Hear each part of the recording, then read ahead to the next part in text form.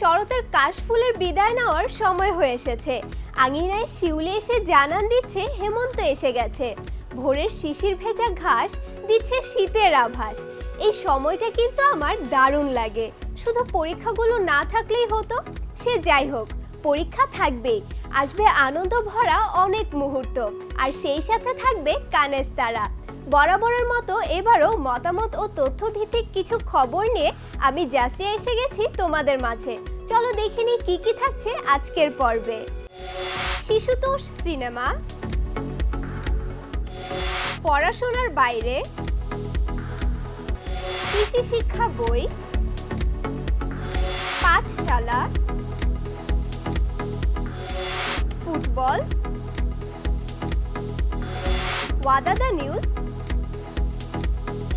এবং আমার চোখে আমার কথা।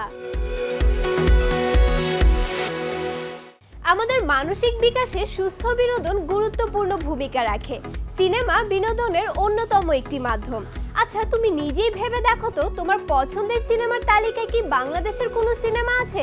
আর যদি থাকেও, সেটা কি তোমার বয়সী দর্শকদের জন্য বানানো নাকি বড়দের সিনেমা?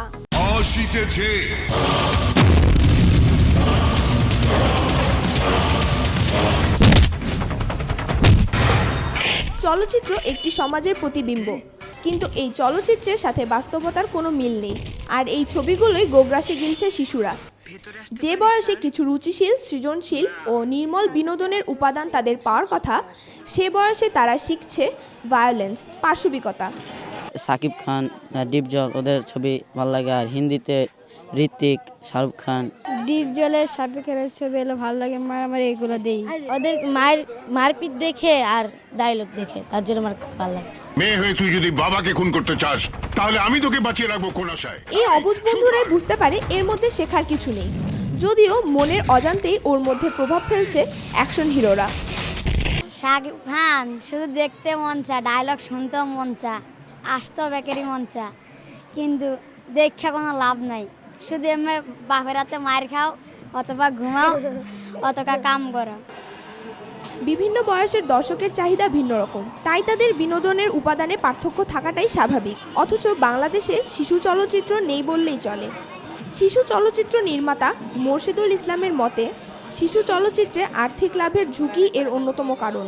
ছোটরা কিন্তু ওই মানসিকতা নিয়ে ওরা যখন ওই ছবিগুলো দেখছে, তখন সেটা খুব খারাপ একটা প্রভাব ফেলছে ওদের জীবনে, এবং ওরা খুব সুস্থভাবে বেড়ে উঠতে পারছে না এই ছবিগুলো দেখে। এইটা খুবই ক্ষতিকর আমাদের ছোটদের জন্য। এবং এইখান থেকে যদি ছোটদের বের করে নিয়ে আসতে হয়, তাহলে কি করতে হবে? ছোটদের জন্য অনেক বেশি করে ছবি বানাতে হবে। এইটা কিন্তু একটা আমাদের জাতীয় দায়িত্ব।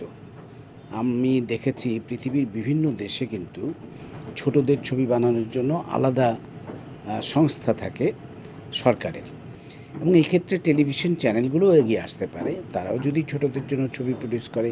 আমি যদি বলি আমার দীপু নাম্বার 2 ছবিটার কথা, সেই ছবিতে মুক্তিযুদ্ধকে যেইভাবে নিয়ে আসা হয়েছে, মুক্তিযুদ্ধ সম্পর্কে ছোটদের একেবারেই একটা তরতাজা ধারণা দেয় এবং দেশপ্রেমে উদ্বুদ্ধ করে।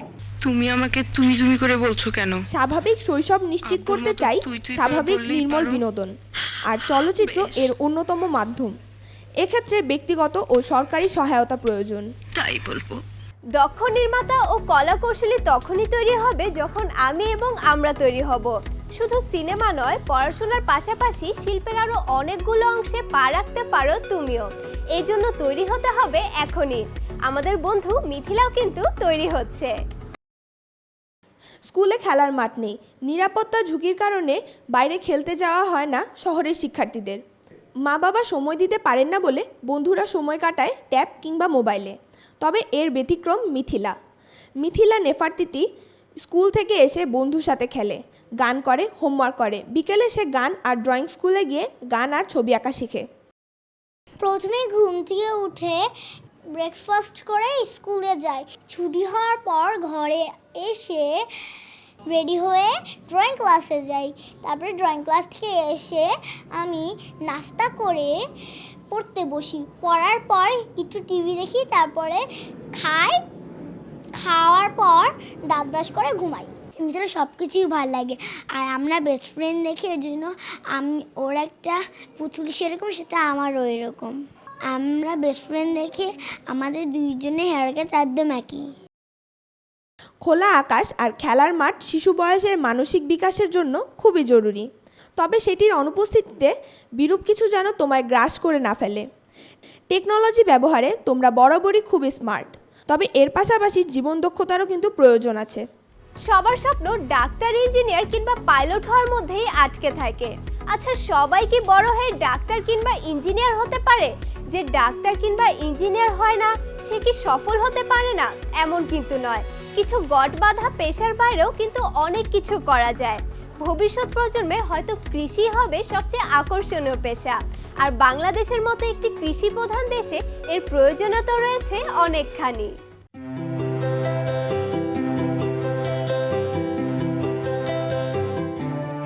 বাংলাদেশের ৮০% লোক জীবিকা নির্বাহ করে কৃষিকাজ করে। ফসলের ক্ষেত থেকে সোনা ঘরে তোলেন তারা। এ থেকে প্রাপ্ত অর্থ দিয়ে সন্তানদের লেখাপড়াও করাচ্ছেন অনেকে। কানেস্তারার ৪৮তম পর্বে আমরা দেখিয়েছিলাম কৃষকের ছেলেও কৃষিকাজে আগ্রহী নয়। আমি বড় হয়ে ভালো একটা সরকারি চাকরি করতে চাই। চাষবাস করতে চাই না, কারণ কষ্ট হয়। কৃষি কি খুবই ছোট কাজ? আমাদের লেখাপড়ার বাইরের বিষয় এটি? অনেকেই বলছেন পাঠ্য বইয়ে কৃষিকে অবমূল্যায়ন করা হয়েছে। কৃষি শিক্ষা বইটি নবম শ্রেণী থেকে বাধ্যতামূলক নয়। যদি কৃষি শিক্ষা বাধ্যতামূলক হয় তাহলে এটা সম্পর্কে ভালোভাবে জানা যাইতো, বোঝা যাইতো কীভাবে কিছু করলে মানে দেশের উন্নয়নের জন্য, দেশের অর্থনৈতিক ব্যবস্থার জন্য।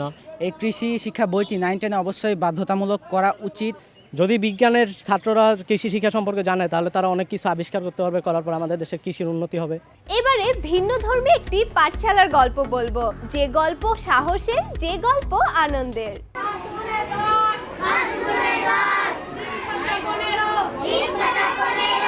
বই দেখে পড়ছে, শিক্ষক পড়াচ্ছেন।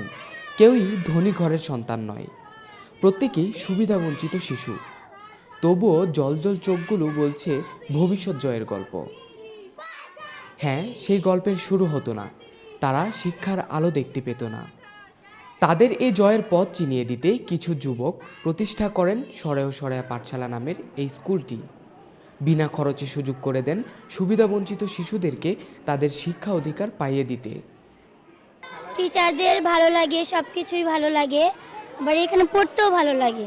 এই স্কুলে অনেক মান ভালো, টিচাররাও অনেক ভালো মতো পড়ালেখা করায়। ইংলিশ অঙ্ক সবই ভালোই, আমরা ভালোই পড়ালেখা করতেছি। আমি যদি একদিন না আসতাম তাহলে আমাদের বাসায় যে খবর রাখতে চাইতো যে আমি কেন আসলাম না, কিসের জন্য। সেজন্য আমার এই স্কুলটা অনেক ভালো লাগে। টাকা নেয় না, বিনামূল্যে পড়ার, অন্য স্কুলে টাকা দিতে হতো, কিন্তু আমার আব্বুর সেই সামর্থ্য নেই টাকা দেওয়ার। আর এই স্কুলে টিচাররা ভালোই পড়ায়। এই স্কুলটা গাছপালা সব কিছুতে ভরা, তার জন্য আমার ভালো লাগে স্কুলটা। পঞ্চম শ্রেণী পর্যন্ত পড়াশোনার পরেও এই শিশুরা আরও পড়তে চায়। এই স্কুলটা 10 পর্যন্ত থাকলে অনেক ভালো হতো, সবার জন্য সুবিধা হতো, গরিব ছেলেমেয়েরা ভালো মতো পড়তে পারতো। আমি এই স্কুলে পড়ছি 5 পর্যন্ত, আমার বাচ্চাও পড়ছে। আমি যেমন নাম লিখতে পারতাম না, অনেক কিছু পারতাম না, যেমন ধরেন এখন চাকরি করলে নাম লেখা বেতন আনতে হয়, সেটা পারি, অনেক কিছুই পারি, অনেক কিছুই শিখছি। সীমাবদ্ধতার কারণে দীর্ঘদিনের ধারাবাহিকতায়ও স্কুলটির কর্তৃপক্ষ খুব একটা এগোতে পারেনি। অসহায় মানুষটা লেখাপড়া করতে পারে না, অর্থ বেশি নেই, ছিন্নমূল, তারা দিন আনে দিন খায়। তার জন্য আমরা এখানে একটা স্কুল সবার সহযোগিতা প্রতিষ্ঠিত করেছি, যাতে গরিব অসহায় মানুষ এখানে পড়ালেখা করে কিছুটা সিগনেচার করতে পারে। সরকার মাননীয় প্রধানমন্ত্রী আমাদের একটা আবদার, আমাদের এই স্কুলটার দিকে নজর রাখে, মানে এই স্কুলটা যাতে উন্নত মানের হয় এবং আরও অগ্রসর হতে পারি, 10 পর্যন্ত যাতে কমসে কম আমরা এখানে পড়াশোনা করতে পারি। শিশু কিশোরদের স্বার্থে স্কুলটি মাধ্যমিক পর্যায়েও পড়াশোনা চালিয়ে যেতে পারে, সে চেষ্টা এবং দায়িত্ব আমাদের সকলের। আমরা সবাই মিলে যদি চেষ্টা করি, এই সুবিধাবঞ্চিত শিশু কিশোরদের শিক্ষা গ্রহণের ধারাবাহিকতা আমরা অব্যাহত রাখতে পারি। ফুটবল। ক্রিকেটের সাথে সাথে ফুটবলের জয়জয়কারও শুরু হয়ে গেছে। পাড়ায় পাড়ায় ফুটবল খেলার চিত্র বলে দিচ্ছে ফুটবলের সুদিন আসতে আর বেশি দেরি নেই। এই যেন এক নতুন স্বপ্নের দোলা। বাংলাদেশের খেলার জগৎ থেকে ধীরে ধীরে মলিন হতে থাকা ফুটবলকে আবার সগৌরবে ফিরিয়ে এনেছে বাংলাদেশের মেয়েরা। বাংলাদেশে ফুটবল প্রতিভা নেই এমন কথা যারা বলে এসছেন, সেই নিন্দুকের মুখে ছাই দিয়ে কাপ জিতেছে বাংলাদেশ অনূর্ধ্ব 16। তাই তো মাঠে মাঠে খেলা শুরু হয়ে গেছে স্বপ্ন দেখা। আমি এখানে খেলছি যাতে ফিউচারে ন্যাশনাল টিমে আমি চান্স পেতে পারি, সেই স্বপ্ন নিয়ে আমি এখানে খেলছি। ম্যাচের মতো আমি খেলতে চাই। ফুটবলে আমি এক মাস ধরে আছি, আমি একদিন ন্যাশনাল টিমে যাব। আমি ব্রাজিলকে সাপোর্ট করি, আমার নেইমারকে অনেক ভালো লাগে। বাংলাদেশের আনাচে কানাচে হয়তো অনেক প্রতিভা আছে, যাদের স্বপ্ন লালনের অভাবে মিথ্যে হয়ে যাচ্ছে। এই বন্ধুরা দিল তাদের অনুপ্রেরণা। ফুটবলে বেশি রিকোয়ারমেন্ট নেই, একটা বল হলেই প্র্যাকটিস করলে খেলা যায়। এরকম অনেকে আছে যারা মানে এরকম সব কিছু ছিল না, বাট ওরা শুধু একটা ফুটবল দিয়ে সাকসেসফুল আছে। ধন্যবাদ এই অভিভাবকদের যারা সন্তানের স্বপ্ন পূরণে তাদের সাহায্য করছেন।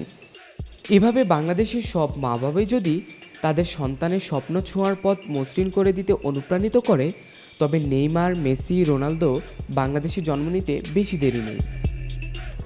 এবারের পর্ব ওয়াদা দ্য নিউজ। দেশের বাইরের বন্ধুদের উৎসব, আনন্দ কিংবা সাফল্যের গল্প আমরা শেয়ার করে থাকি এই পর্বে। একটি ছোটখাটো চিড়িয়াখানা, একটি বাগান, একটি রান্না শেখার জায়গা সবই আছে এই স্কুলে।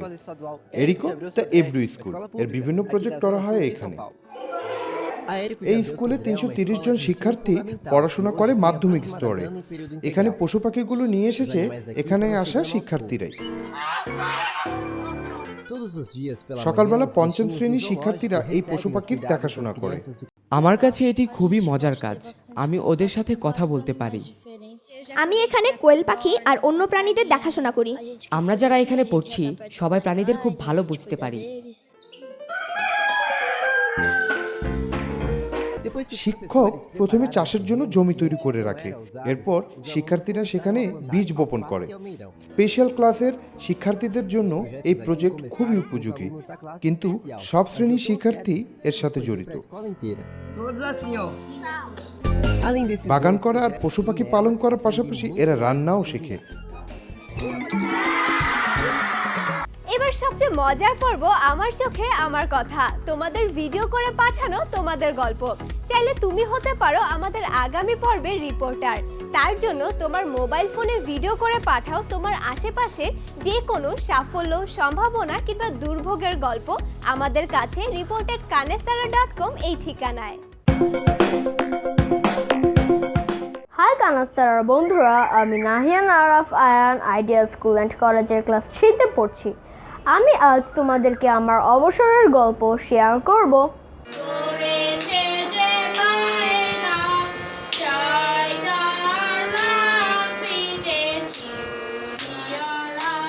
পড়াশোনা করে যখন আমি ফ্রি থাকি তখন আমি গান করি। আঁকতেও আমার ভালো লাগে। 3টি খাতা ভর্তি আমার অঙ্কনে। আমার বড় নেশা হলো বিভিন্ন দেশের মুদ্রা সংগ্রহ করা। আমি অনেকগুলো জমিয়েছি। আমার অনেকগুলো পাখিও আছে। লাভ বার্ড, কাকাতুয়া ও কবুতর আমার বন্ধুর মতো। এদের আমি খাওয়াই এবং আদর করি। উঠানে আমি অনেকগুলো গাছও লাগিয়েছি। ফুল, ফল ও ঔষধ গাছও আছে। আমি এগুলোর যত্ন নিই এবং আমার বাবা ও মা আমাকে সব কাজে সাহায্য করে। আমার ছোট বোন রাইয়ানাকে নিয়েও খেলতে আমি ভালোবাসি। আজকের পর্ব এ পর্যন্তই। আমাদের সম্পর্কে জানতে কিংবা জানাতে ব্যবহার করতে পারো নিচের ফোন নম্বর এবং ওয়েব অ্যাড্রেসটি। এছাড়া আমাদের ফেসবুক পেজ কানেস্তারায় লাইক দিয়ে থাকতে পারো আমাদের সাথে। আগামী পর্বে আবার দেখা হবে। শুভ সন্ধ্যা।